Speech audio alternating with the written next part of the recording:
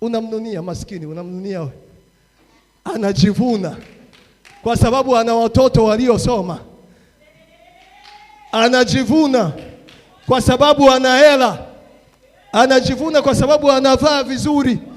Anajivuna kwa sababu akihubiri watu wanafurahi. Mbona mimi nikihubiri nasoma mpaka maandiko yote hata kumaliza Biblia, watu hawafurahi? Kwa nini? Unachokifanya unamnunia yule ambaye watu wanampongeza badala ya kwenda kwa yule aliyempa hicho kibali. Natangaza leo, usininunie. Kibali nilicho nacho. Bishop Elias Hafi Matayo, daktari huyu, ninatambua mbingu zimekupa kibali pamoja na mkewe Rabista.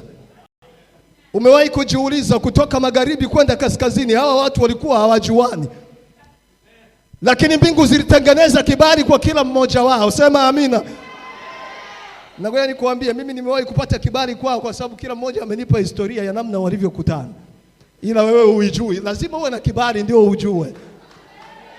Sema amina. Sema amina. Sema amina. Haya mnayoyaona ni kwa sababu Mungu aliachilia kibali. Ninachotaka leo ni kwamba tusinuniane. Acha kumnunia mwenzako kwa sababu watoto wake wamesoma. Acha kumnunia mwenzako kwa sababu ana connection. Acha kumnunia mwenzako kwa sababu akisimama watu wanafurahi, watu wanapenda. Usimnunie mwenzako kwa sababu yeye anategemezwa, wewe hautegemezwi.